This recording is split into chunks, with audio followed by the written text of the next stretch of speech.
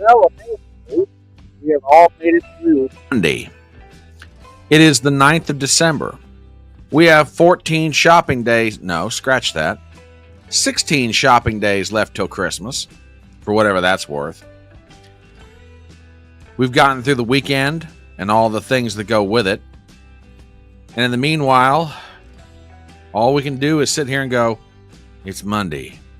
But that doesn't necessarily mean it's a bad thing. And with that, I say the following. Hi, how are you doing? My name is Brian Trippett. I am the Front Porch Conservative, and welcome to the Monday night edition of Chattin on the Porch. This fun little live stream that we do, trying to figure out what the heck is going on in the world, look at the news, give our views, laugh about it all. Hopefully we don't cry too much. And in the meanwhile, try to get through this crazy, crazy thing we call life. That's right, ladies and gentlemen. 2024 is almost over, but that does not mean that there are not things going on in the world that need to be talked about. And we are going to do just that. We're going to talk about some of them. Maybe not all of them, but some of them. And we'll have fun doing it. Glad to have you guys here with us tonight. We, as always, are on Rumble. We are on Twitter. And we are on that quaint little alternative social media platform known as YouTube. So if you would not mind, I would really appreciate it if you would do the following for me. Please go ahead and subscribe to my channel. You know you want to do it anyway. Contrary to the peer pressure that says, you don't want to subscribe to his channel, he's not cool. I'll have you know, I'm very cool. I tell myself I'm cool all the time. That's how I know I'm cool. Subscribe to the channel on Rumble and Twitter and YouTube. While you're at it, go ahead and hit the thumbs up, leave a comment in chat, share the link around, do all those things that you guys do to make this going a little concern a going big concern. We would genuinely appreciate it. Again, my name is Brian Trippett. I am the Front Porch Conservative. I am sometimes known as the wise guy in the wide brim. Some call me the common man with common sense. But above all else, in this moment, I am your host. As always, we are on Rumble, we are on Twitter, and we are on YouTube. So please, settle in, pour yourself a cup of something, and let's say hello to everybody who's out there in the great big world. And where shall we start? Eeny, meeny, miny, mo, catch it. Okay. Anyway, Rumble, you get the honors. WWG1 is here tonight. How are you? Hello, TBA. Howdy, Fedora Nation. I'll be getting in late for this podcast. Well, that's all right. Late, early, somewhere in the middle. We're still glad to have you, brother. WWG1 says, good evening, Fedora Nation. I am in need of financial advice, says WWG1. Should I invest my entire life savings in Bucky's beef jerky or the Haktua meme coin? You know, that's a good question, WWG1, and I'm so glad you asked that. Not that you should be taking any kind of financial advice from me, but if it were me, this Bucky's thing, that might be a passing fad. Now, Haktua, she's here for the long haul, my man. I mean, honestly, if you're getting financial advice from Haktua and she says you ought to be investing in a meme coin, I'm going with the Haktua chick, okay? Just saying. He says with tongue firmly planted in cheek. No, run away from Haktua. Be smart. Be smart, my friend. Go with Bucky's beef jerky. All right, let's see who's over on the YouTube side. Good evening, Miss Gypsy. As always, promoting your channel. Sorry, you're being hidden. Hey, you know, I guess now would be about as good a time as any to get into this discussion. I got a note over the weekend. I'm not going to say from who, and they pointed out something to me that perhaps it is time for me to think about. And I bring this up because, I mean, you guys are my audience, and I think it's fair to have you guys involved in the process. This person was telling me about an individual who started a channel on the 4th of November, and they are now up to like 18 or 19,000 subscribers on YouTube.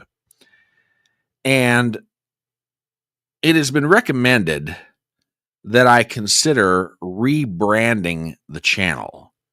I mean, I am always going to be the Front Porch Conservative. That goes without question. But maybe it is time I think about it. You know, I mean, I'm not saying that it's all a giant conspiracy theory why I haven't grown any larger than what I have on YouTube. So don't get me wrong, I'm not trying to be poor pitiful me, but maybe it's time to think about it. Maybe it's time to think of a different name for just the channel itself. I don't know. I mean, you know, um I am. I mean, shoot me message. I mean, I'm just at this, and I'm not saying I probably won't wind up doing it. I probably will, because I think it's a valid question. I mean, is that word conservative causing the YouTube algorithm to just freak out and be like, "Well, we're going to shadow this guy"? Maybe it's something for me to think about. So, you know, suggestions are always appreciated, and drop it on in. You know how to DM me on Twitter and other places here. So yeah, maybe it's time to start thinking about it. But in the meanwhile, Miss Gypsy, as always, you are loved and appreciated, and for everything that you do, God love you. And everybody is always loved and appreciated on this channel. I couldn't do it without you guys. Who else is here on the YouTube side? Miss Up in Connecticut. Our favorite Yankee. Let's see who else is here. Zippy's in the house. Be a smarty. Come join the leftist party. I will pass on that one, my friend, but that's okay. Thank you for the invite. Adam, our crazy Canadian, is here in the house. Good evening. Good evening. Good evening. Let's see who else is here. Good evening, Miss Tracy. Mwah. Oh, and Adam. Fist bump, my brother. Let's see who else is here.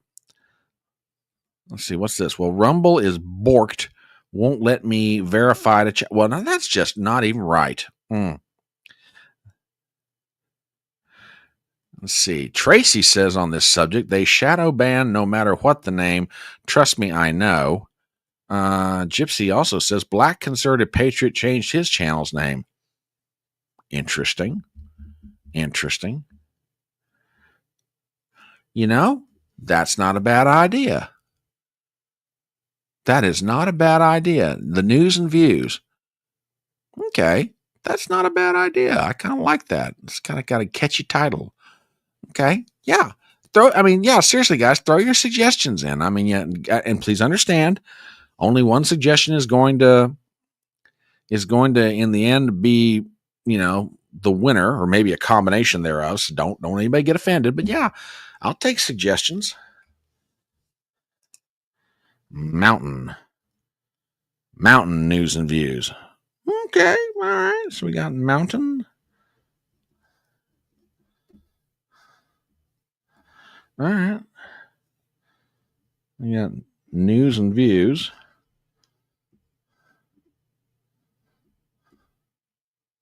All right. Let's see. I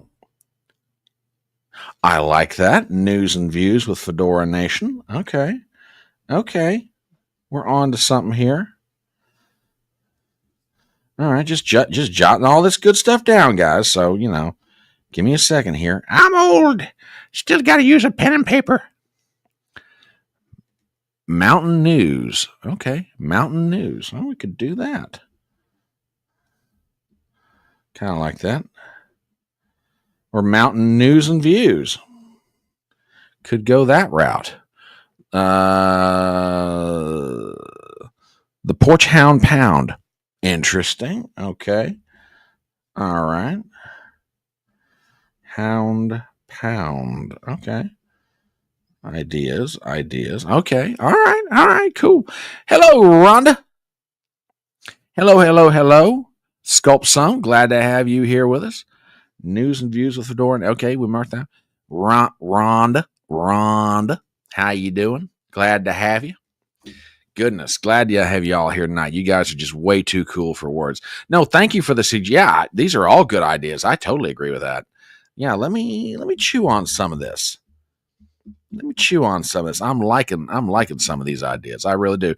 And keep them coming. I mean, if I'm going to do this, here's my thought in the matter. I'm going to take, any and all suggestions between now and probably the end of the year. And if I go doing this, which, like I said, I probably will, it'll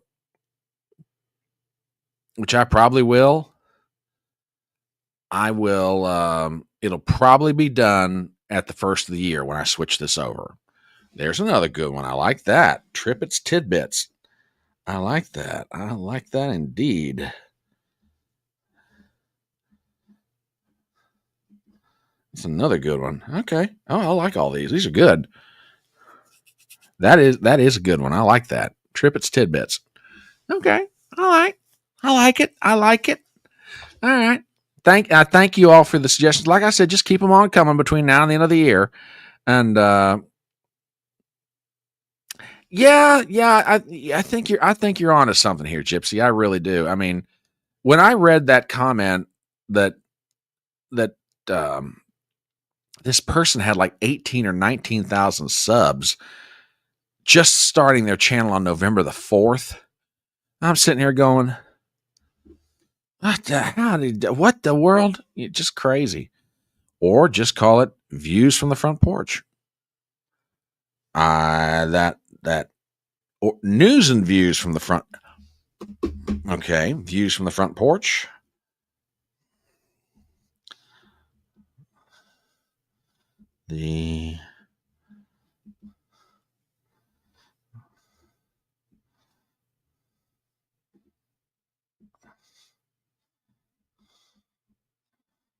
Okay, just jotting down some stuff here. Sorry, folks. I got good ideas. I'm rolling with them here. All right. Thank you very much. Okay. Let us get down to business. One moment here. I just got to do something real fast. Don't go anywhere. Just got to take care of something. Hopefully this will work. We shall overcome. We shall overcome. Mm-hmm. All right. Hang on a minute. Hang on. Almost done. Just making sure this thing's working right. Sorry. I know you guys are like, what the what? Come on, Brian. Give us a break. I'm glad I checked that. Thank God. Okay. One more time. Do. Okay. All right. Now y'all get my pretty face again. To which y'all are like, run away. It's like, I know. Rhonda's like,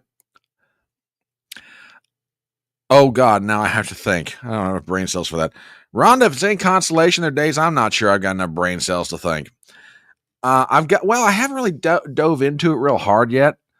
I'm going to reach back out to this person and kind of get their view on this thing and see if I can check out this person. But I'm like, from what I'm given to understand, from the person who passed on this information, was the title of their channel is just very innocuous, and they just picked up all kinds of subs real fast. Which, again, I'm not saying there's some kind of giant YouTube conspiracy theory against poor pitiful me. I mean, there's things I could be doing. There's things there's things that maybe I shouldn't be doing or should be doing or whatever. But I'm doing what I can with the time I've got in the way I find. So there you go.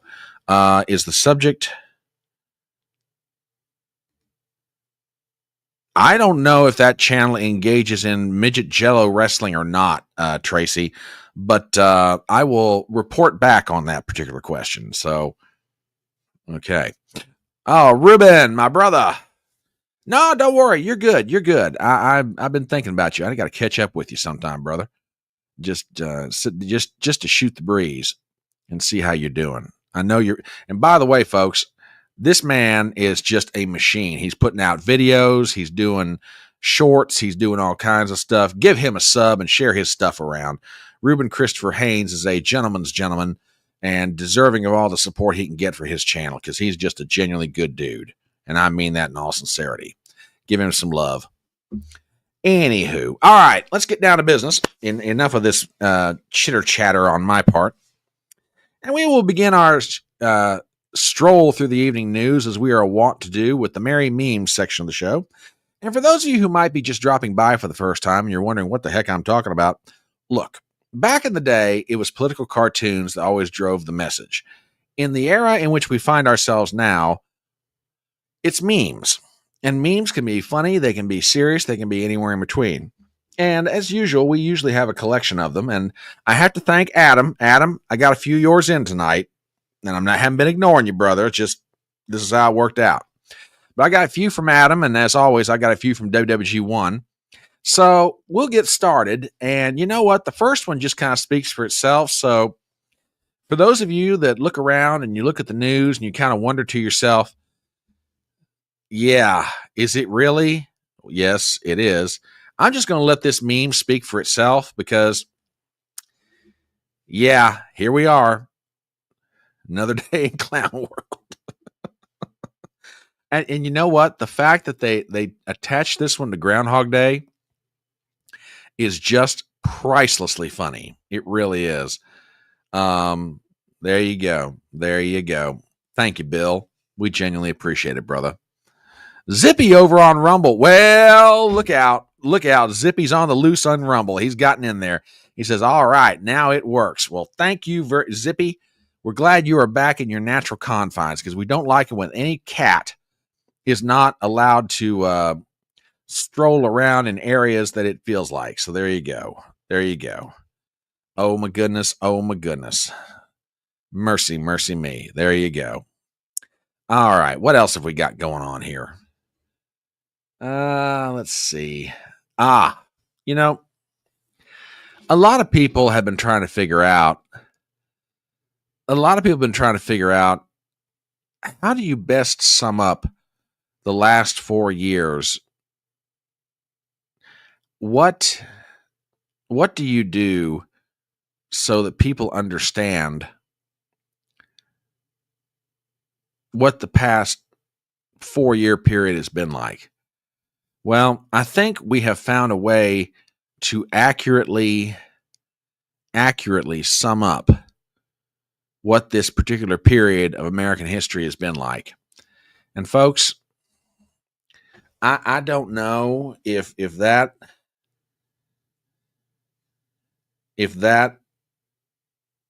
any more could be said about that than what you've got in front of you. So right there, we know exactly what all this is about. So yeah, the last 4 years in a nutshell, truly. Nightmare, fever dream, cognition coma. That's a good way of describing it. Tracy. Indeed. Very much indeed. Oh, get out of here. Really? Congratulations. Congratulations, sir. I'm glad to see that. I'm glad to hear that for you, brother. Yeah, truly. You're not wrong there, my friend. You are not wrong there. Hang on just a second, folks. Because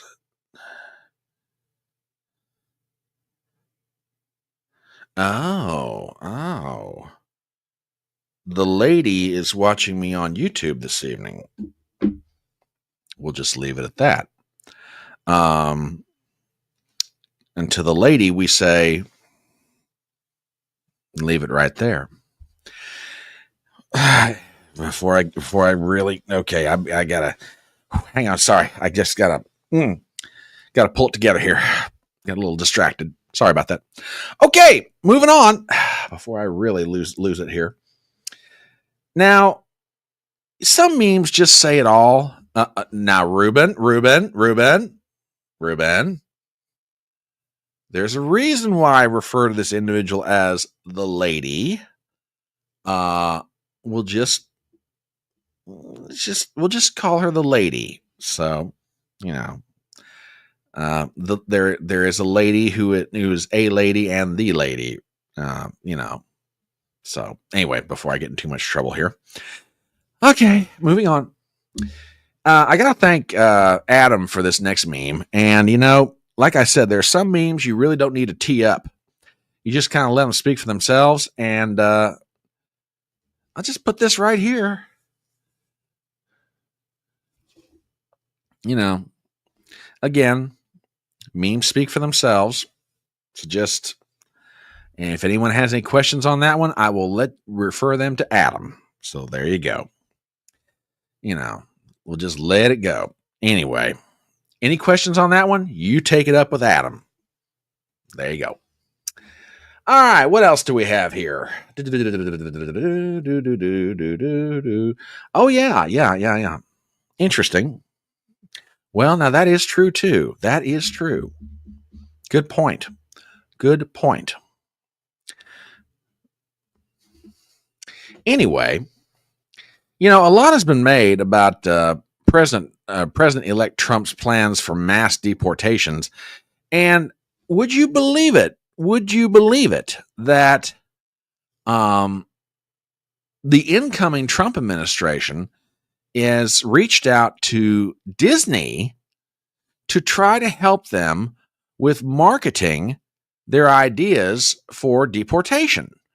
You wouldn't think that, somebody as an effective communicator as Donald Trump is, he would have to reach out to anybody for help on trying to market an idea. But apparently his people decided to reach out to Disney, and they've come up with an idea to at least make it more palatable, maybe to young families with younger children. Although I have to admit, I'm not so sure how this one's going to work out. I don't know if Dora the Deported is going to catch on really well. Well, I mean, we'll see. Maybe this catches on and maybe it doesn't. But apparently, the incoming Trump administration is going to start putting out a lot of posters, a lot of cartoons, etc., with a character called Dora the Deported. Maybe it works, maybe it doesn't. You never quite know with these things. What can I tell you?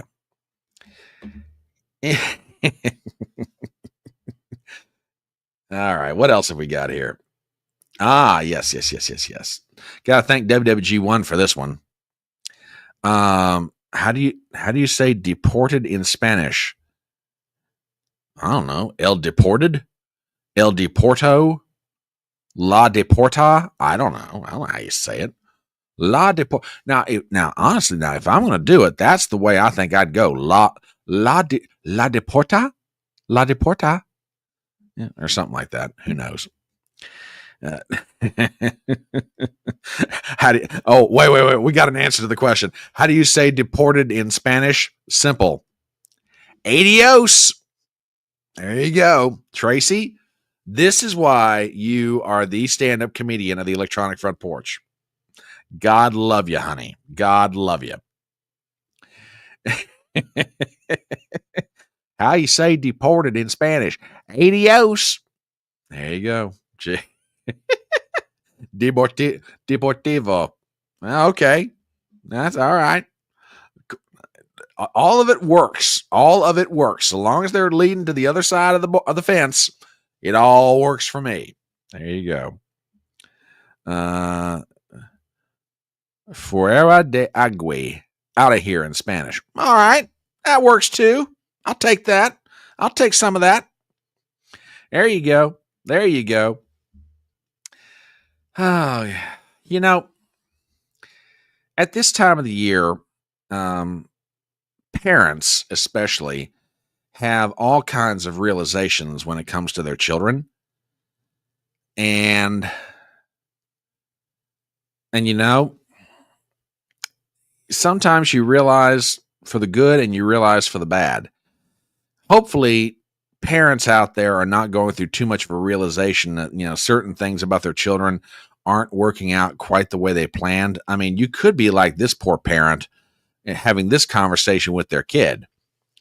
We don't dump food on the floor. I'm not. I'm watching you do it right now. No, you're not. Holy crap, I'm raising a politician. We have such high hopes for our children, but, it's moments like this. It's moments like this that you got to feel bad for parents when they realize that everything they've done has led them to this as a parent, and this is what their child is going to grow up to be. Truly, this has got to be a very, very sad moment. For all you parents out there, a tip of the hat and prayers for you. Just saying. The baby duck doesn't give a fuck. Oh, wait a minute. No, Ronnie, you can't say that. You can't say that on no. No, you can't say that.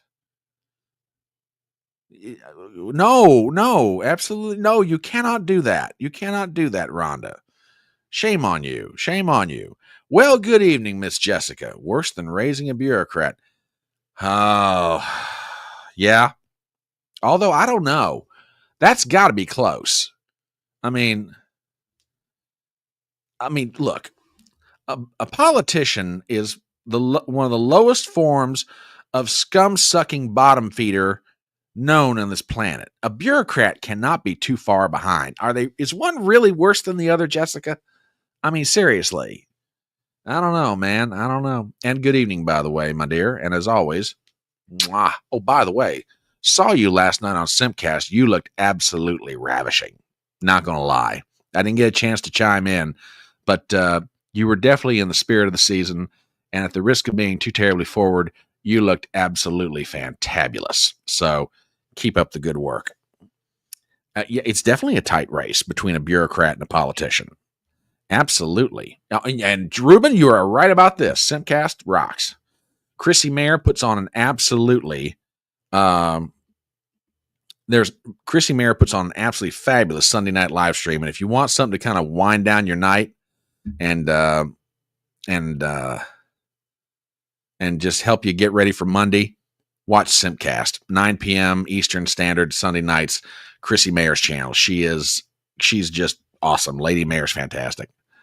Let's see. Oh, thank you. There was this one crazy girl on there. It was hilarious. I heard her. She was nuts. God love her. Just crazy as a loon, but funny. Oh my gosh. Let's see.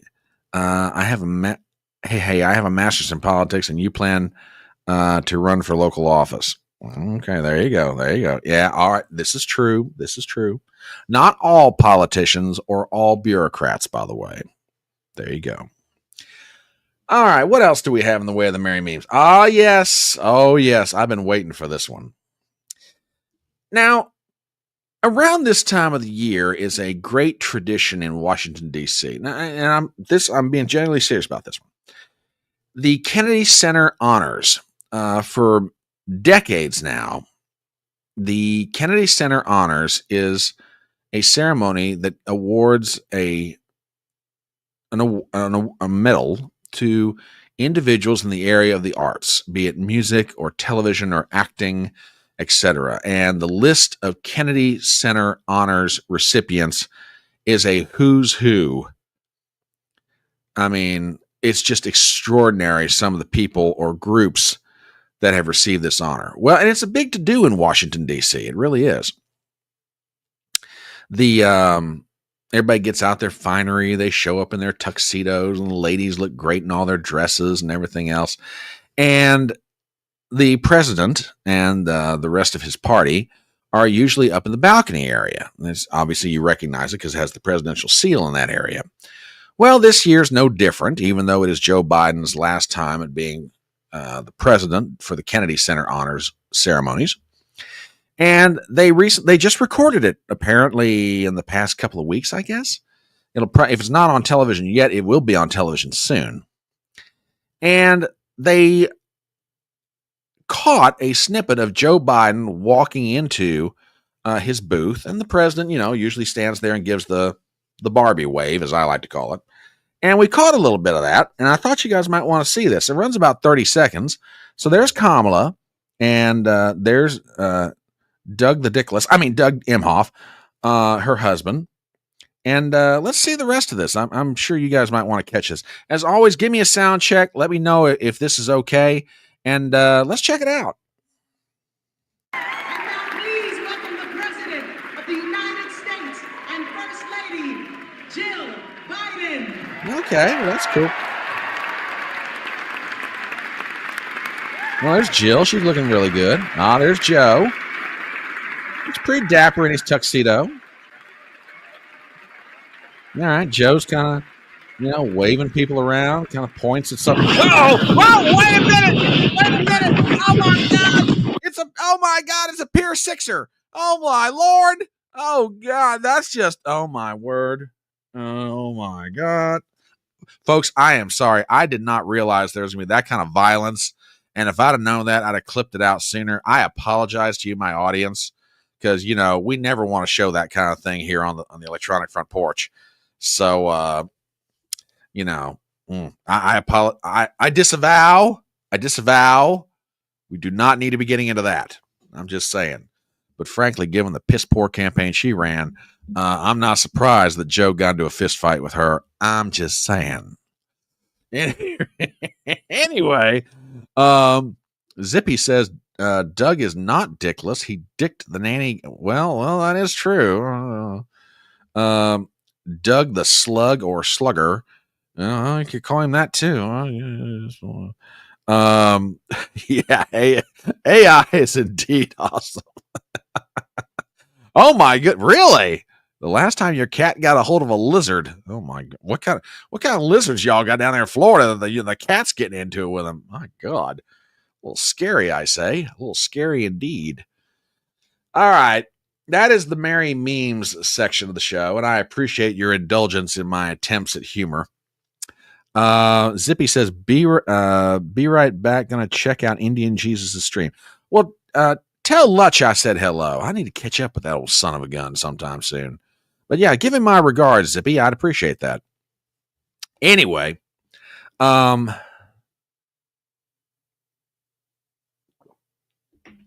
right, let's get down to business. I hadn't necessarily put this one on the menu when I created the live stream last night. But as it broke this morning, it definitely is worth talking about. And I'm sure by now all of you have heard, and I know that Tracy from Gen X Marks the Spot has heard, the Daniel Penny case. It's over. It's all over, folks. The boy's going to go free. And let me tell you something. Most people in America, when they heard this news, were just absolutely jumping for joy and doing backflips. I got a story here from the New York Post, and look, I like the New York Post generally, not for everything, but when it comes to a case that is something specific to the city of New York, yeah, they're probably some of the best coverage you're ever going to find. And with that, we go to the pages thereof, an article written by Ben Kochman, Kyle Schnitzer, and George Fitzgibbon. Headline, Daniel Penny acquitted in subway chokehold death of Jordan Neely, sparking applause and uproar in New York City courtroom. Dateline, the NYC, we have the following. A Manhattan jury has cleared Daniel Penny of criminal wrongdoing in the chokehold death of Jordan Neely on a crowded subway, a caught-on-video killing that sparked fierce debate over the city's mental health system and crime underground. The courtroom erupted in applause as the panelists acquitted Penny of criminally negligent homicide, which could have put him behind bars for up to 4 years in Neely's chokehold death aboard a crowded uptown F train in May 2023. Now, I want to stop right here and just comment on something. And maybe I'm just splitting hairs here, but I don't think I am. And I think Tracy will back me up on this. It was not a chokehold. It was a restraint hold. Yeah, WWG wants to. It was not in capital letters. It was not a chokehold. It was exactly. It was not a chokehold. He was restraining the guy. When the police got there, Jordan Neely, the victim, was still breathing. Okay? And the coroner's report found out later from the toxicology they ran on him, the guy had enough synthetic marijuana in his system to choke a small horse. Kill a small horse. Exactly. So, but, oh, God. Adam, you are wrong in so many different ways. Anyway. But yeah, I mean, it was not a chokehold. But the New York Times and everybody else insists on using this term. It's not a chokehold. It was a restraint. But anyway, back to the story. The courtroom erupted in applause as the panelists acquitted Penny of a criminally negligent homicide charge, which would have put him behind the bars for 4 years in Neely's chokehold death. Quote, we, the jury, have come to the unanimous decision on count 2. The foreperson on the jury told the courtroom. A little bit further down into this article. Penny immediately broke out with a huge smile and turned to hug defense attorney Thomas Kenneth, even as Neely's father, Andre Zachary, was escorted from the courtroom. And I got something to say about that gentleman here in just a moment. We'll get to that momentarily. Racist fucking country, said one Black Lives Matter supporter as they yelled that out as she left the room. Another Neely supporter, turning to Penny, screamed, "It's a small world, buddy," before leaving the room. Manslaughter, the top charge against Penny, was tossed on Friday after 2 jurors said they couldn't reach a unanimous verdict. Jurors sided with Penny's defense attorneys, who had argued that the Marine veteran was justified in rushing to protect his fellow subway strap hangers when he subdued the erratic homeless man. The lawyers had also questioned whether there was sufficient evidence that the chokehold caused Neely's death. Quote, "Who do you want in the next train with you?" One of the lawyers, Stephen Reiser, in his closing statement said in Manhattan Supreme Court. The guy with the earbuds minding his own business, who you know would be there for you if something happened, or perhaps you just hope that someone like Jordan Neely does not enter that train when you are all alone in a crowd of others frozen with fear. The lawyers also questioned whether there was sufficient evidence that the chokehold caused Neely's death. All right. With or without being restrained. Oh, hang on. Let me read this first comment. He had him around the upper breastbone. In no way was a choker. He would have dropped dead anyway, with or without being restrained. Exactly, Tracy. Exactly. So, yeah. Jordan Neely is free. Now, we've got some reaction from various folks, and one of them is Black Lives Matter. And I want your guys' opinion on something. This is getting saucy. Okay, I'll let you and Tracy work that one out. Okay. Lord, hang on a minute. Okay. All right, I'm all right now. All right. I want to get your guys' take on something. BLM, I don't want to say this. BLM in recent years has kind of been up and down in their appearances in the public eye. They're still there. They're still out there, but not with the same amount of prominence.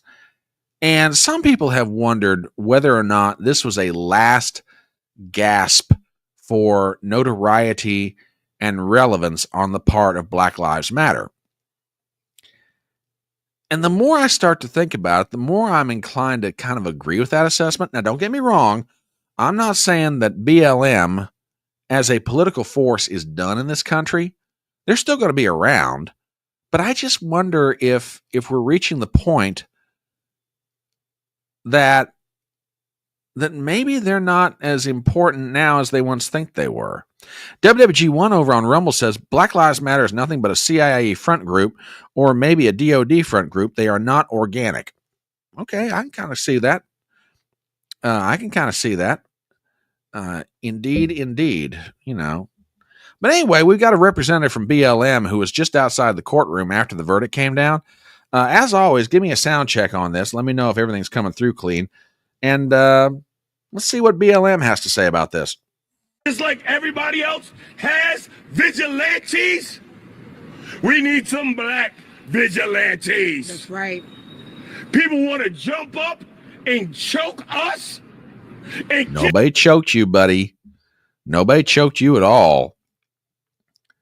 They put that man in a restraint hold. He was threatening physical harm against the people in that car. That's all he was doing, sir. But let us continue. Oh, please, go on to explain yourself. Kill us for being loud? How about we do the same when they attempt to oppress us? Right. How are you being oppressed, sir? No one is oppressing you or anyone standing behind you. No one's doing any of that. All Daniel Penny tried to do in that moment was to protect the lives of fellow passengers on that car from a man who was going through a psychotic episode. That's exactly what he was going through. Anyway, do go on, my friend. You have some more seconds.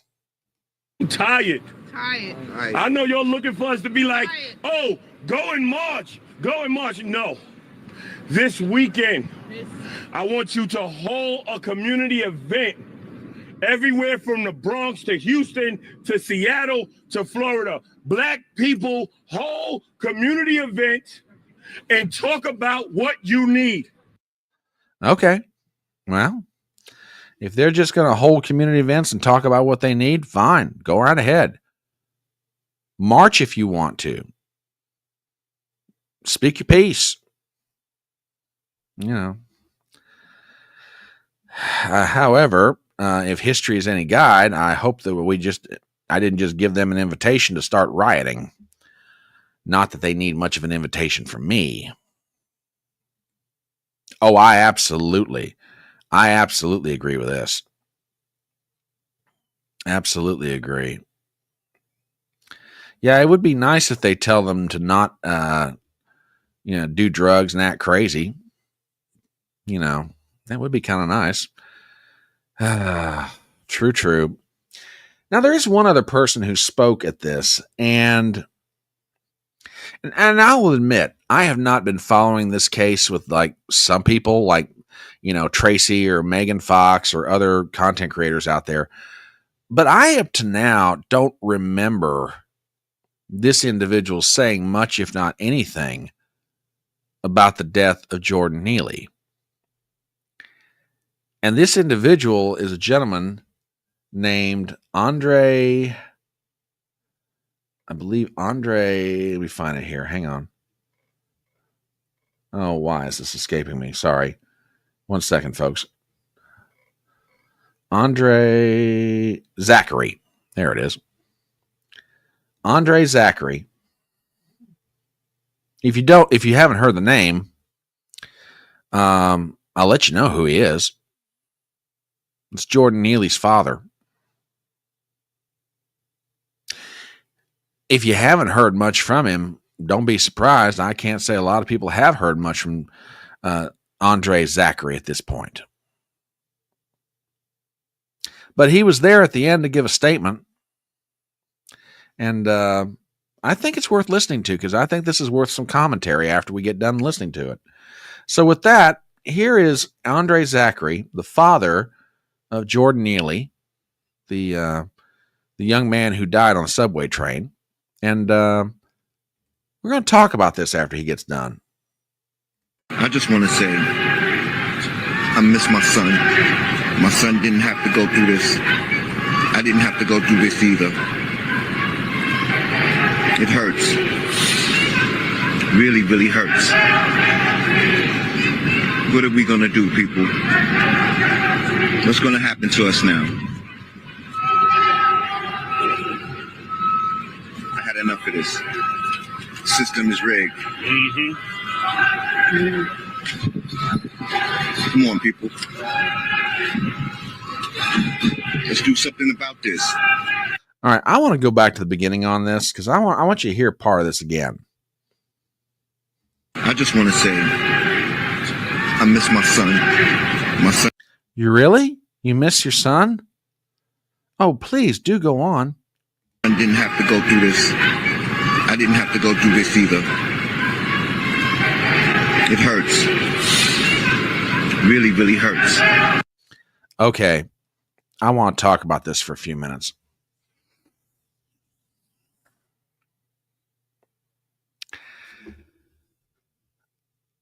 I am not God Almighty, so I'm not going to sit here and say that I can look into the heart of every man and woman and know exactly what they're thinking and what their motives are and what their attitudes may be, et cetera, and so on. I can just go by what I see, based on my own human experience.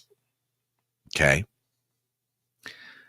But I have some questions for this man who is the father of Jordan Neely. You say your son didn't have to go through this. Okay, I have some questions. And again, I don't know everything. I don't know everything about this man's background. I don't know everything about the relationship between he and his son, Jordan Neely. But I got questions. Mr. Zachary, what did you do to try to help your son? And I am not trying to engage in a gotcha. Okay. If he were sitting here, I would say the exact same thing to him face to face that I'm saying into this camera right now. What did you do to try to help your son so that it didn't come to this? That he died alone, or at least alone as far as no friends and no family being around him. That your son died alone on a subway car train. Did you try to get him help? What did that look like? Why has no one really heard from you until now? You say you hurt. Okay, I don't doubt that as a father, to some degree, you are grieving the loss of your son. I don't doubt that at all. But I'm not going to lie. This rings mighty hollow, especially in light of the fact that you are suing Daniel Penny in civil court for monetary damages. That is a fact. Andre Zachary is suing Daniel Penny in civil court for money.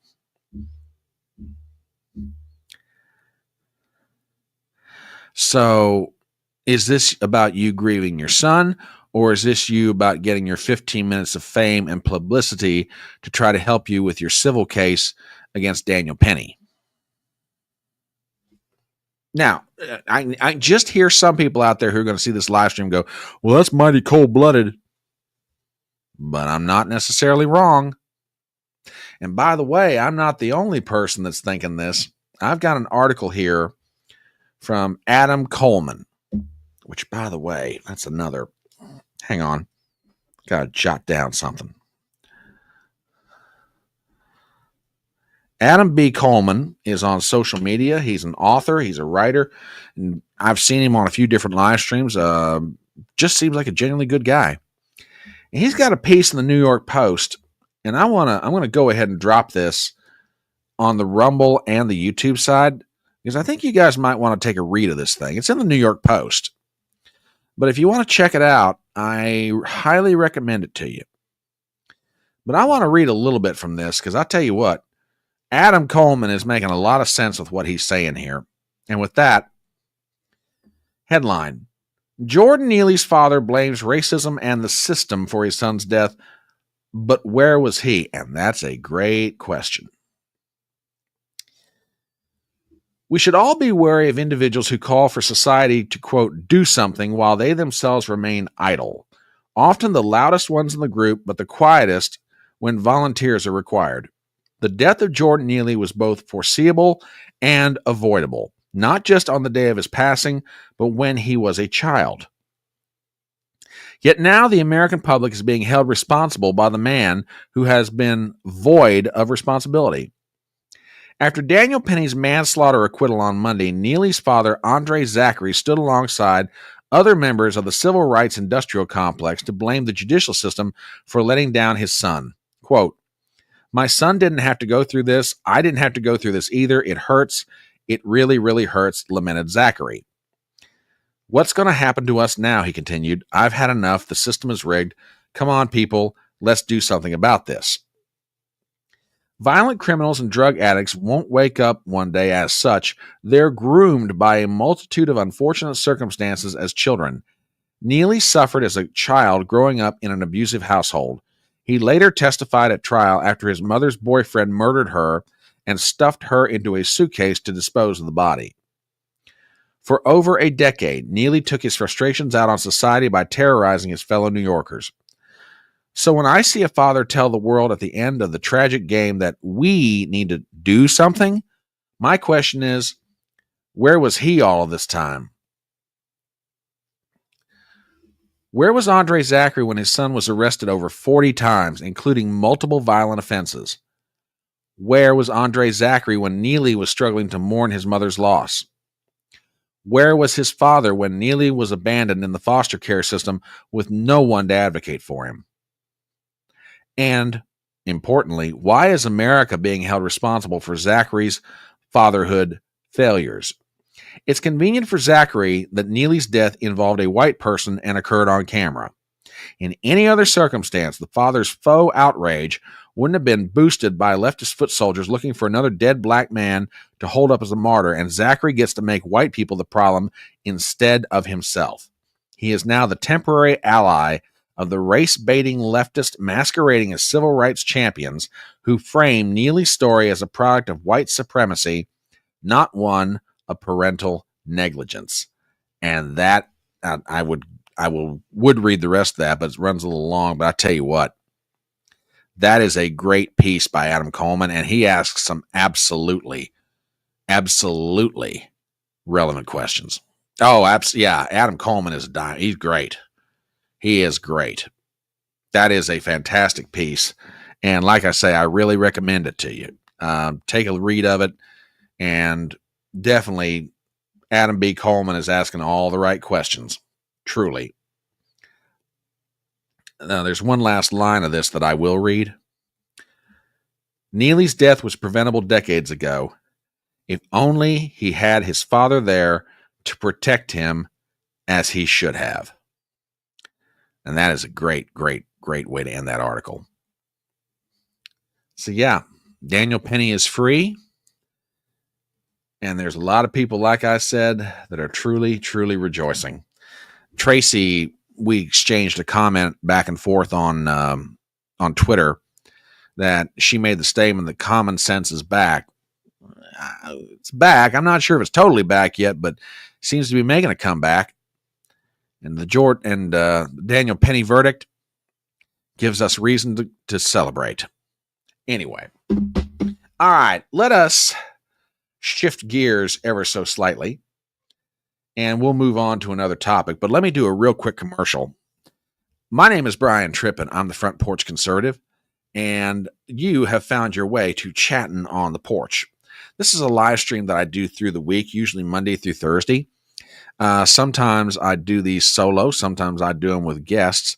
Oh, and which, by the way, tomorrow night on my channel, please do me the favor of stopping by, because we're having an absolutely amazing person. I've been dying to get her to come on the live stream for a while, and we finally worked it out that she's able to do it. Tomorrow night at 7 p.m. Eastern, Nina Infinity, the host of Good News, along with other things that she does on social media, Nina Infinity is going to be here tomorrow night at 7 p.m. Eastern. And like I said, I have been dying. There's always a list of people in your head or on paper that you want to see come on the electronic front porch. And, Nina, if you've ever seen her either on her own live stream or on other people's live streams, she is a lot of fun and very smart. And she's got an amazing backstory. If you don't know that much about her, stop by tomorrow night, 7 p.m. Eastern, and we're going to have a conversation. She's been a little under the weather today, and she messaged me and said, hey, I don't know. I said, look, you do for you what you got to do. We'll keep this thing on schedule. If tomorrow afternoon you're not feeling real good and you want to pull the plug, that's fine. I got not a problem at all. But barring health-related issues on her part, she's planning on being here tomorrow night. I'm going to be here tomorrow night, 7 p.m. Eastern. Also, Tracy's Barkley from Gen X Marks the Spot, she'll be on the channel this Wednesday night at 6 p.m. Eastern. So, if you like conversations like that, you love that sort of thing, and you like, being able to laugh about it all or try to figure out what the heck is going on, then by all means, stop by. Would love to have you as part of the channel. So while you're at it, go ahead and subscribe to the channel. It would really help me out. Just 30 away from 1,000 on YouTube. So I'll take all the help I can get. Pass the word around. Okay. Oh, and by the way, hit the thumbs up. Would really appreciate it. Okay. Let us move on to another topic. And I didn't have this one in the title, but I think because of the things that are going on, we ought to talk about this. There has been an arrest in the murder of United Healthcare CEO Brian Thompson, and I'm still trying to figure this one out. And I'll take any commentary you guys have got on this. I don't quite know what to make of this. Now, don't get me wrong. I understand the basic facts. Someone has been arrested. They were a person of interest. I don't know what to make of this. But anyway, I'll show you what I'm talking about here in a minute. Again, from the New York Post. Headline: Suspect in fatal shooting of United Healthcare CEO Brian Thompson ID'd as Luigi Mangione, an ex-Ivy League student. Now hang on a minute. I heard that last name Mangione, and to tell you how old I am, my brain went to Chuck Mangione, who's one of the founding members of Three Dog Night. Yeah, I know I have a weird brain, but just work with me here, okay? So if I break out in joy to the world at points during this, you have my apologies in advance. Anyway, article by Joe Marino and Kate Sheehy from the New York Post, we have the following. The suspect nabbed in the killing of United Healthcare CEO Brian Thompson is an anti-capitalist Ivy League grad who liked online quotes from Unabomber Ted Kaczynski and seethed in a manifesto, quote, "These parasites had it coming," law enforcement sources told the Post on Monday. Tech whiz Luigi Mangione, 26, originally from Townsend, Maryland, apparently hated the medical community because of how it treated his sick relative, sources said. He has not been charged in the slaying, but was taken into custody Monday morning while eating at a McDonald's in Altoona, Pennsylvania, ending an intense manhunt sparked by the cold-blooded execution of Thompson outside a Manhattan hotel last week, sources said. And here's a picture of Mr. Mangione. Going a little further, we have the following. The former prep school valedictorian was caught with a ghost gun that uses 9mm bullets, a silencer, a U.S. passport, 4 fake IDs with names used during the killer's stint in New York City, and the manifesto itself, sources said. The manifesto consisted of 2.5 handwritten pages that mirrored the quotes that Mangione posted on his Goodreads account from wacky anti-establishment Ted Kaczynski, the infamous Unabomber, who terrorized the country for nearly 2 decades by mailing deadly bombs before he was nabbed in 1996, sources said. And here's one of the fake IDs. Quote, "Imagine a society that subjects people to conditions that make them terribly unhappy, then gives them the drugs to take away their unhappiness," Kaczynski wrote at one point in a quote liked by Mangione. Science fiction, it is already happening to some extent in our own society.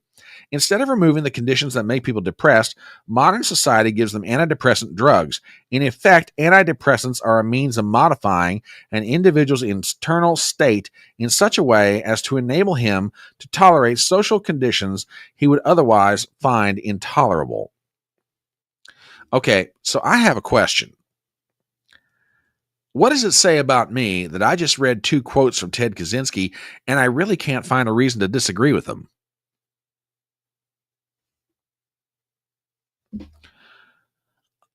Anyway, let's just get off of that line of conversation. But anyway, back to the article.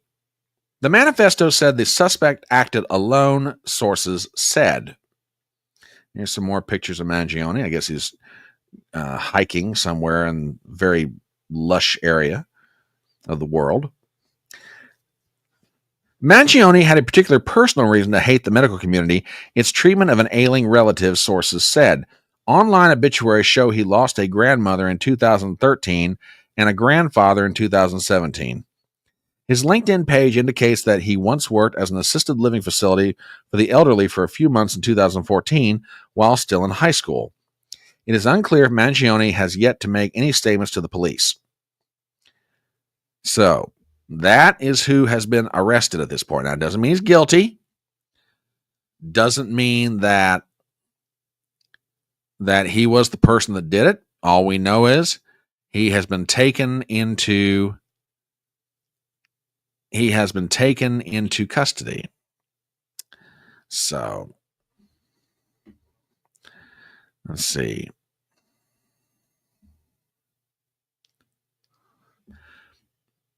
Not buying one bit of this apprehension. Okay. All right. Interesting. You're not buying the fact that that Mangione is the guilty party, or you think there's something else going on here? I mean, I'm not arguing. I'm just trying to make sure I understand. Tracy says Ivy League anti-capitalist, probably radicalized by his professors. I think he wanted to be caught. It was all too easy, and I haven't ruled out that he hired by someone wanting revenge or money. Possibly. Interesting. The Unabomber was about. You may not be wrong, my friend. You may not be wrong. The insane ladies who are into this sort of thing are already having a field day. It won't get any better if he's the true killer. Oh, okay. Okay, now I think I see what you're getting at. There are 4 different photos of the perp put out. Which one did they apprehend? That's a good question. See, I'm surprised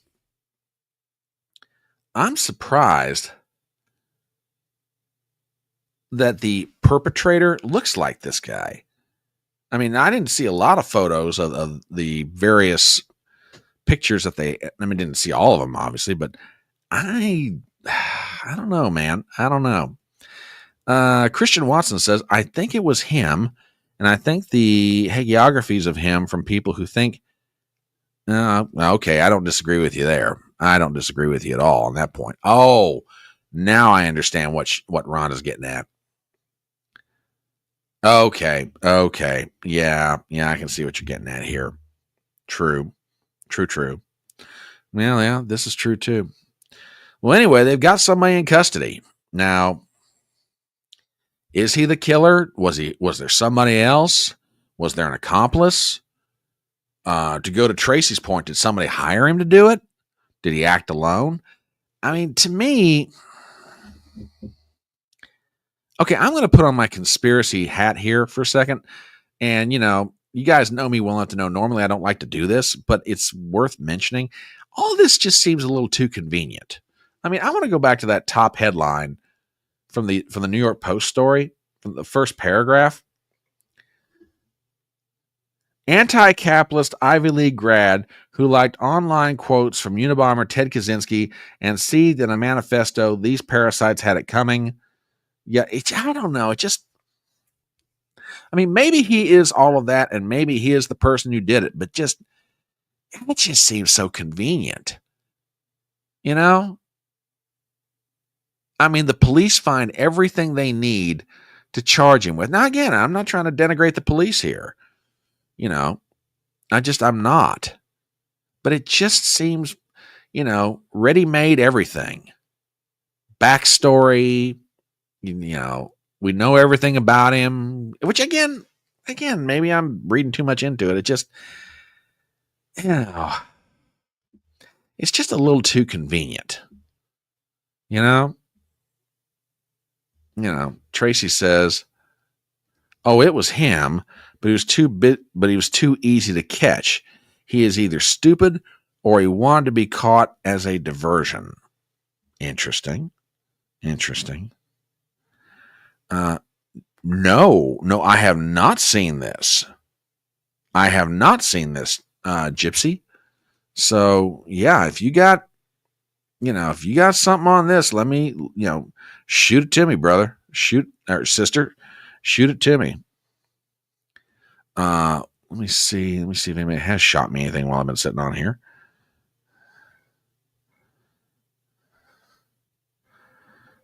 Okay. Yeah, if you got something, and you don't have to do it right now. I'm not trying to pressure you one way or the other, but I'd be curious to see this. I would be very curious to see this.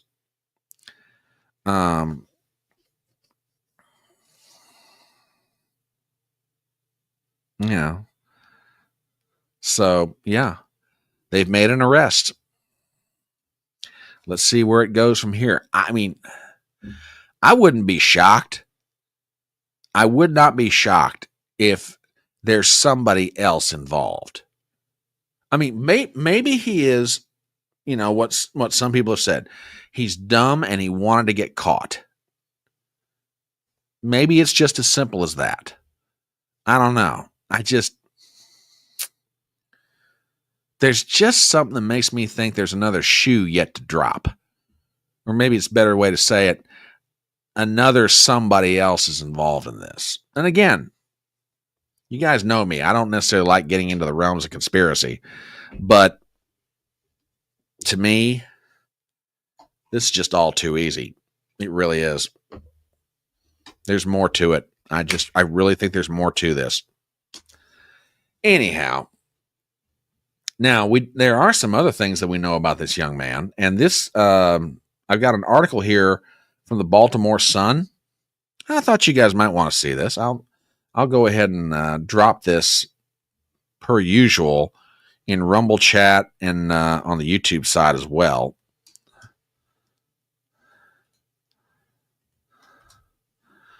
And again, this is written by Michelle Deal Zimmerman at the Baltimore Sun.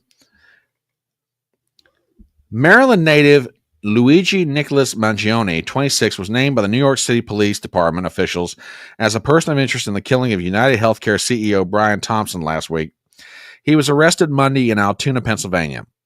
Here are 5 things to know about Mangione, according to reports and social media accounts that appear to be linked to him. Quote, he was a Gilman Schools valedictorian in 2016. Mangione attended Gilman, the private all-boys school in Baltimore, from 2012 to 2016, the school has confirmed. According to his profile on LinkedIn, he graduated valedictorian after high school. He received an undergraduate degree and a master's of science from the University of Pennsylvania. Okay, sharp kid. Number 2, he's an artificial intelligence expert. Mangione's major area of study at Penn was AI. According to his LinkedIn profile, his minor was mathematics. His experiences also list jobs as an artificial intelligence teaching assistant for gifted high school students. He is from Baltimore, but last lived in Honolulu. According to a LinkedIn profile, Mangione was most recently an employee of a Santa Monica, California tech firm that offers a buying and selling platform for cars. His profile lists Honolulu, Hawaii as its location. Number 4, he gave the Unabomber Manifesto a 4-star review. On Goodreads, the book review website, a profile associated with Luigi Mangione gave 4 stars to Industrial Society and Its Future, a writing that is generally known as Unabomber Ted Kaczynski's Manifesto. In a post on January 23, 2024, the account posted a review that states the following, quote, it's easy to quickly and thoughtless write off this as the manifesto of a lunatic in order to avoid facing some of the uncomfortable problems it identifies, but it's simply impossible to ignore how prescient many of his predictions about modern society turned out. End of quote. And finally, number 5, he was arrested with a handwritten document. Police officials said they recovered a handwritten 3-page document in Mangione's possession at the time of his arrest. NYPD Commissioner Jessica Tisch said in a news conference that the document, quote, speaks to both his motivation and mindset. Okay. All right. So for right now, that's what we know about this gentleman who has been arrested in connection with the murder of United Health CEO Brian Thompson. So let's see where it goes from here. And there you go. All right. What time is it? It's about 8:40 Eastern Standard. My name is Brian Trippett. I'm the Front Porch Conservative, and this is Chattin on the Porch. Yeah, I can talk. A little live stream that we do Monday through Thursday nights usually, where we get together and we talk about some items in the news and we give our views on it and try to have a lot of fun in the process. So if that sort of thing interests you, please do me a favor, subscribe to my channel on YouTube and Rumble. It would be greatly appreciated. And while you're at it, hit the thumbs up button, leave a comment in chat, share the link around with your friends. I'll take all the help I can possibly get. Okay. Sent you a video of the CEO and Pelosi. Ooh. Hang on, my friends. Oh, here we go. This is interesting. Hang on a minute, folks. Y'all know me. I am always for sharing, especially if someone's gracious enough to give me something. Hang on a second. I want to see this.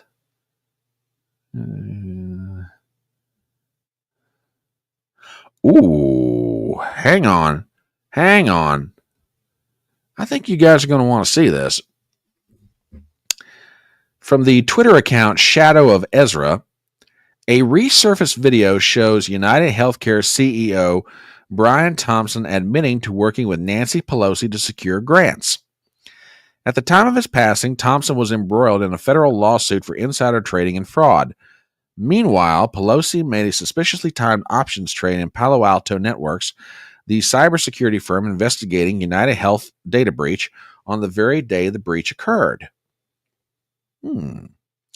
Mainstream media says these connections aren't worth investigating, while Thompson's killer is still missing. Okay. Hang on a second. Let's play this video. Let's see what we got here.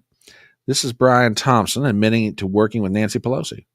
Drawn up with them to go and be our first pilot customer. This is all the retail stores in the U.S. There was actually a lot of money coming from the government at this point. So you have ARA, which had somewhere around $25 billion that was earmarked for clean tech projects at the time.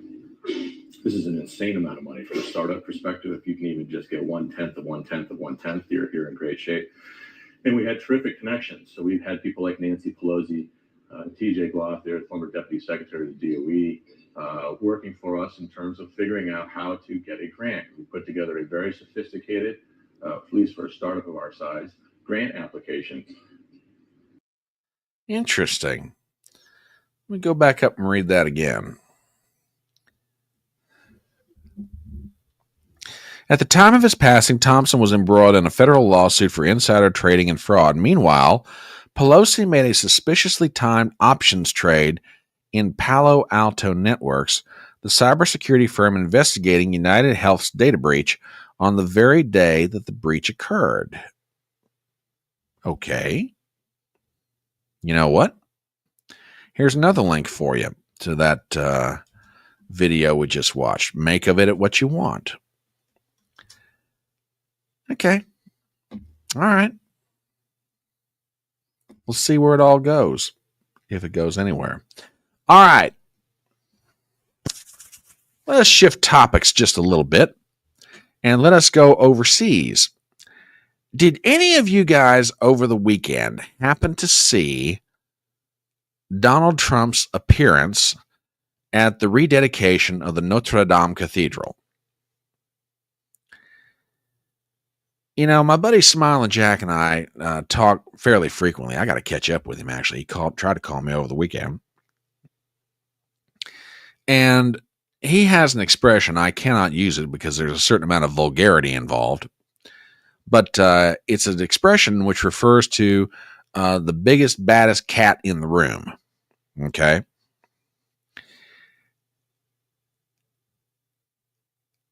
That is what Donald Trump was over the weekend.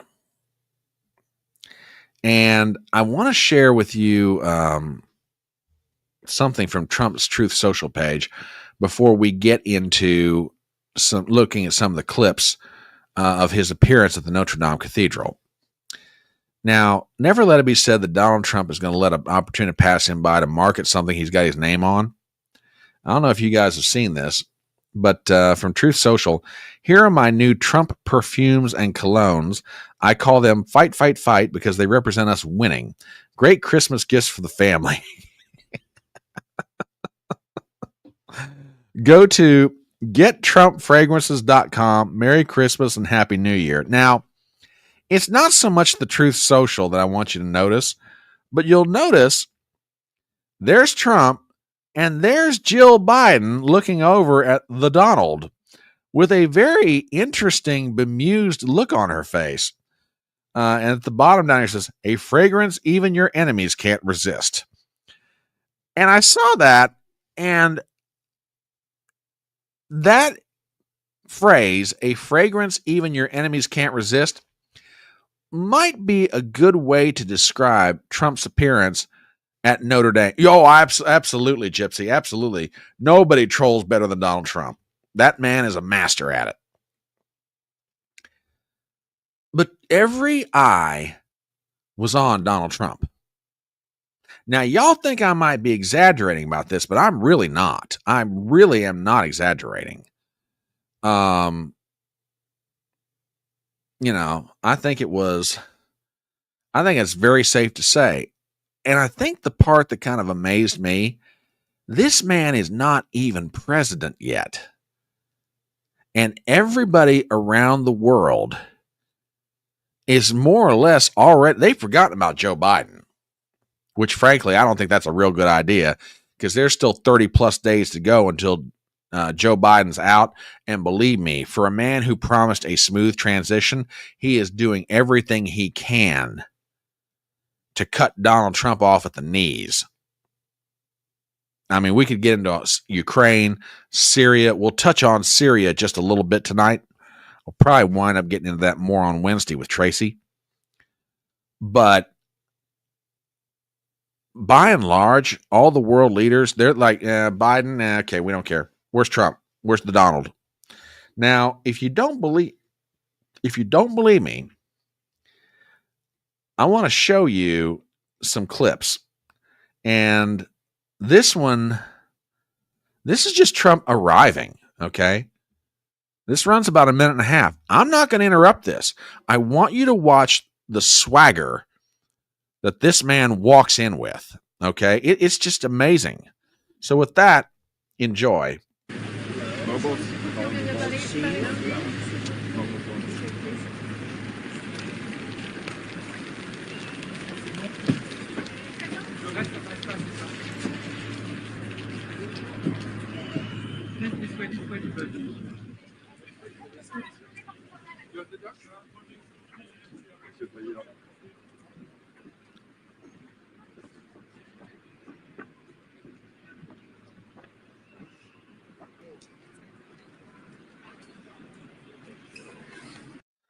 The handshake and the hug are heard around the world. From what I understand, and maybe this isn't the right clip, I mean, Trump just about took the bones right out of Emmanuel Macron's hand with that handshake. But anyway, let's continue on.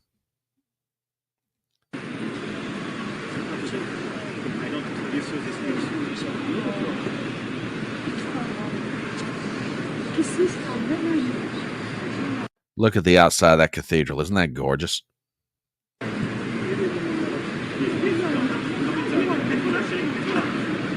Yeah.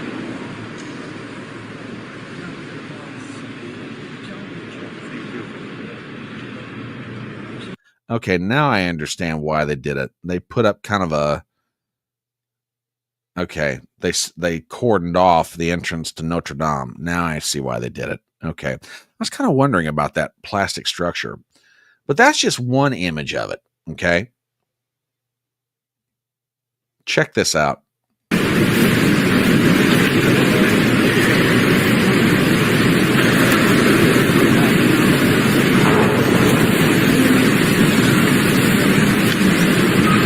There's Zelensky. I'll bet he's shaking hands with Donald Trump.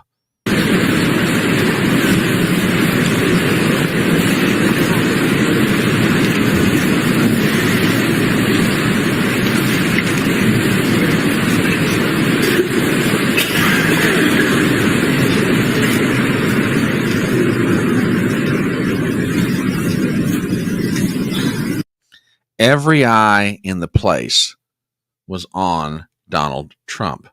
You don't believe me? I got one more to show you.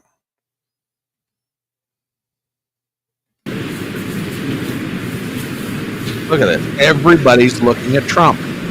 Everybody.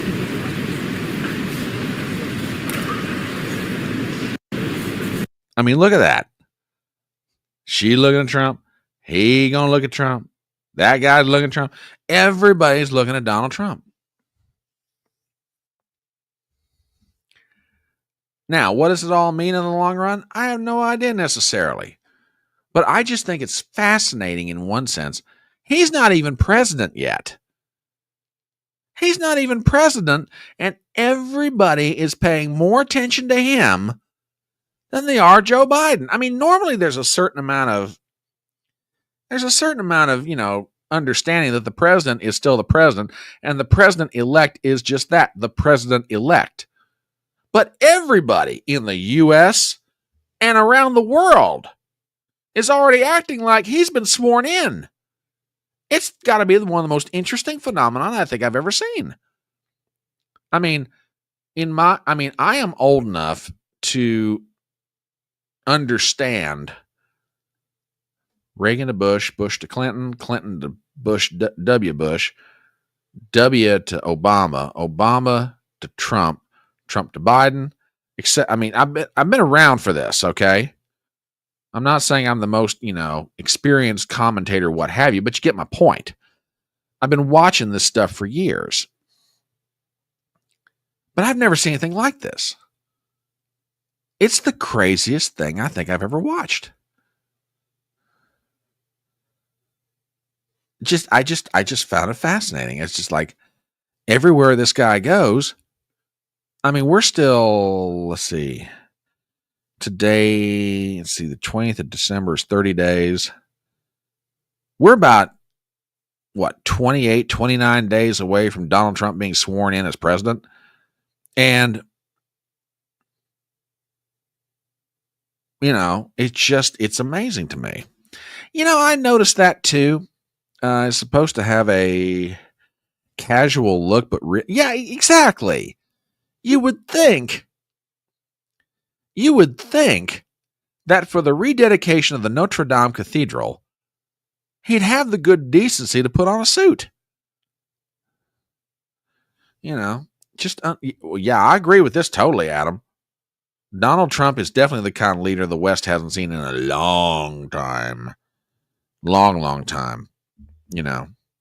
And again, I'm not saying everything Donald Trump's going to do the moment he's sworn is going to be perfect and every decision he makes is going to be the best one. But I think the attitude has already set in. There's a new sheriff in town, and we're all seeing it already. Just really kind of amazing to me. Just really kind of amazing. Okay, real quick, and I'm gonna call it a night at 9:00 for a couple of reasons.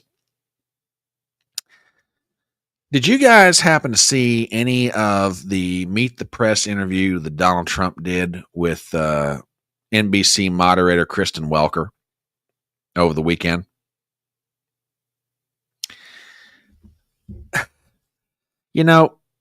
Anytime that I hear that Donald Trump is going to do an interview with some mainstream media outlet, I just kind of sigh and I roll my eyes up in my head and I'm like, why? Just why?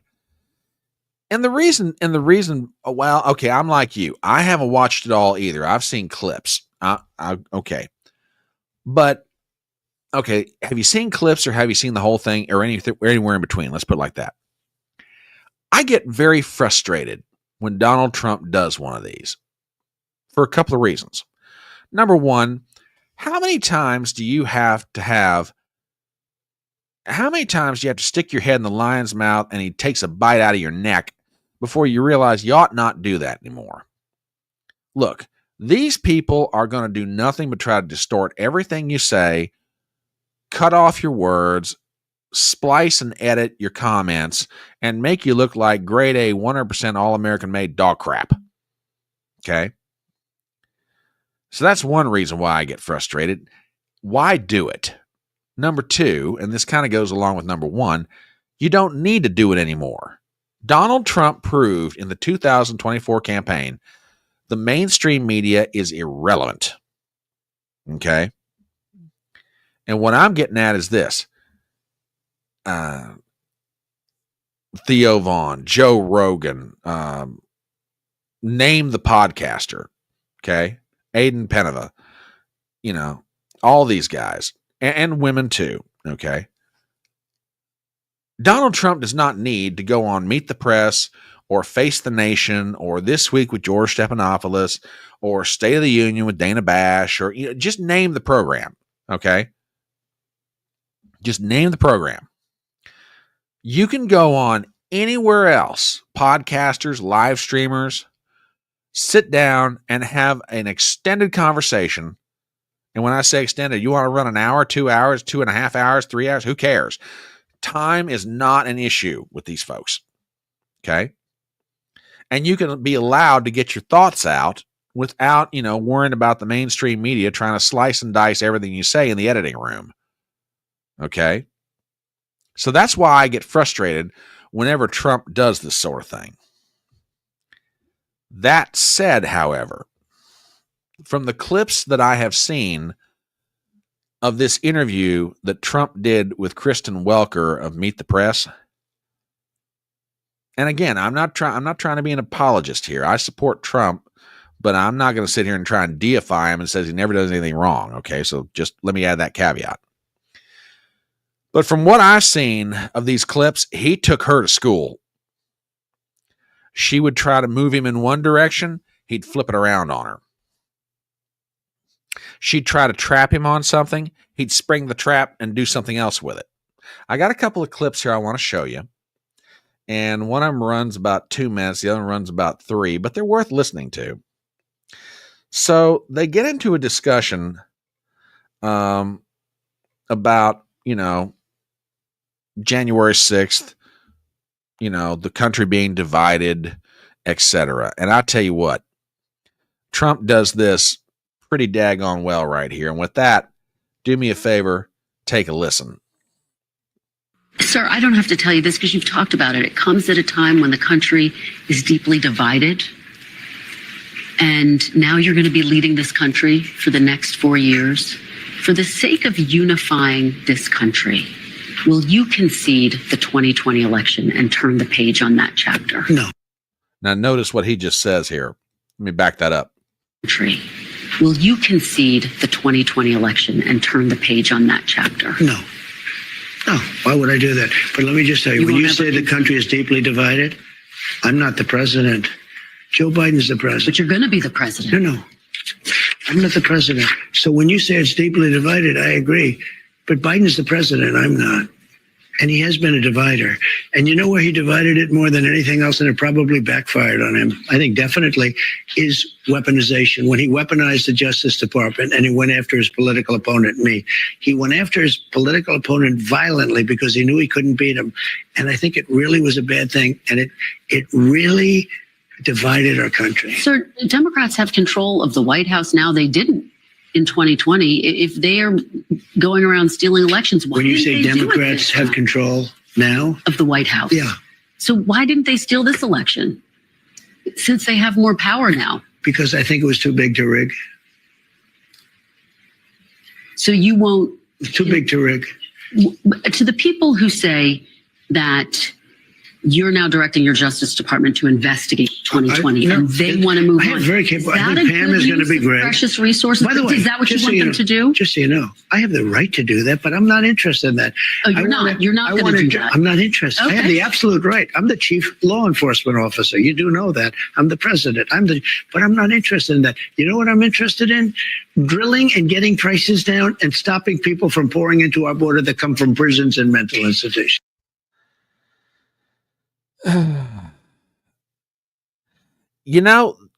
Gypsy, that's a good observation. I'm not sure okay, let's talk about this for a second. I would make an argument they've never known how to handle Trump. I really do believe, I don't think ever since he came on the scene politically in 2015, they've never figured out how to handle this man. And let me say also this, I think now Trump knows exactly how to handle these people. Even though, like I said, when he goes on these shows, I just get frustrated as all get out. It's like, why in the name of God? Why? WWG1 over on Rumble says, as many times as it takes for normies to figure out that the mainstream media is not their friend, he's showing by example. Good point. Good point. TBA says, talking about Trump's answer conceding the 2020 election, no, absolutely not. Boomerang. TBA also says, Welker is an idiot. Welker should be in jail for her lies and slander. Trump's out there kicking ass. You're not getting wrong from me on that one, brother. I think you're right. Christian Watson says, Trump is much smarter and skillful than shows most of the time. His IQ is, funny you should say that, Christian, because that makes me think of a quote from years ago from Newt Gingrich. Now, say what you want to about Gingrich, and God knows we all could, but Gingrich is a pretty good observer of American politics. And he made a statement about Trump one time, and the more I think about it, the more I think he's right. His observation about Trump was very simple, but very powerful. And that is, Trump is a really fast learner. And what I'm getting at, and I think what Gingrich was getting at was this. It didn't take Trump too long to figure out, okay, whatever ideas I had about this thing coming in, chuck them out the window. Then you take 4 years away from the presidency.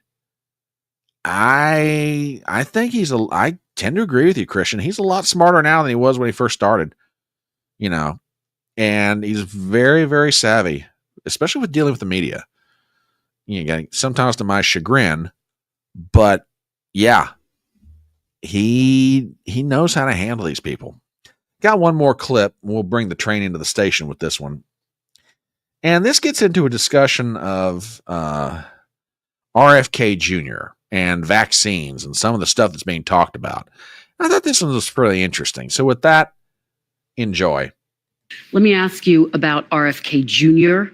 He has obviously talked about his skepticism of vaccines. He's expressed opposition to childhood vaccines. Do you want to see childhood vaccines eliminated?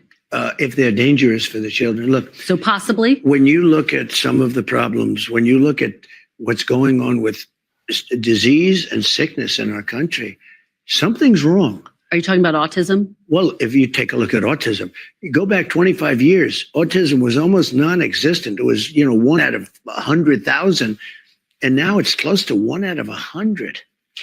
Well, I mean, what's happening? If they can find it. Now, I did something the other night that was a little unusual. At Mar-a-Lago, I called the drug companies, the top drug companies, and I called RFK Jr. and Dr. Oz and some of his people. And I said, let's all get together and let's figure out where we're going, because we're going to do a lot of things. Number one, we're going to reduce prices because the middleman makes more money than the drug companies, in all fairness to the drug companies. There's a middleman that nobody even knows who they are. And you look at our drug prices, they're much higher than the prices for the same medicine, for the same stuff. So we met, and we met for a long time, and we talked about pricing, and we talked about vaccines, in terms of what happens. We talked about pesticides. We talked about everything. And I think a lot of good things are going to come from him. And he's not going to upset any system. He's not going to upset this. He's not looking to reinvent the wheel totally. But when you look at the numbers, we really don't have a very healthy country. Well, sir, going back 25 years, studies show that there is no link between vaccines and autism. And yet it sounds like you are open to the possibility of him looking I'm at open to getting rid of them. I think somebody has to find out. If you go back 25 years ago, you had very little autism. Now you have it. I mean, well, they say because they're better at identifying it. 1 in 100,000, and now it's 1 in 100. That's a pretty bad number. Childhood vaccines. I mean, something is going on. I don't know if it's vaccines. Maybe it's chlorine in the water, right? People are looking at a lot of different things. Childhood vaccines. I want them to look at everything. Everything. So childhood vaccines have prevented about 4 million deaths around the world every year. I think that's great. Okay, all right. This is making me mad on her part. Okay, I have a question, and this is you're right. I'm probably going to get in trouble for this, but you know what? I'm sorry. Let's talk about this. And that gets to my point. Why is the mainstream media terrified of talking about this? Now, I know what some people are going to say. Well, because the pharmaceutical companies are paying for the advertising. All right. I get it. I understand. But why are we afraid to look this thing in the eye and say, oh, okay, let's look at this. If it turns out there's nothing to it, that there's no causal relationship, all right, then we were wrong. We were wrong. All right, well, fine. So we looked at it. But why are some people on the left just terrified of looking at this? And the thing that makes me mad about what she's doing, well, childhood vaccines have prevented disease with 4 million. Okay, I don't dispute that childhood vaccines are doing good things. The question becomes, what if some of these childhood vaccines that are being given, what if they're causing more harm than good? Is that not a question we should ask? Are we not allowed to talk about that? It's reasonable. But just, she doesn't want to go near this thing. Trump's at least saying, look, let's just take a look at it. Let's talk about it. Let's look at it. What's wrong with looking at it? Maybe we find out. Okay, there's something going on here. Is that so unreasonable? Anyway, let's finish this clip. I'm all for it. I think it's great. Hey, look, I'm not against vaccines. The polio vaccine is the greatest thing. If somebody told me get rid of the polio vaccine, they're going to have to work real hard to convince me. I think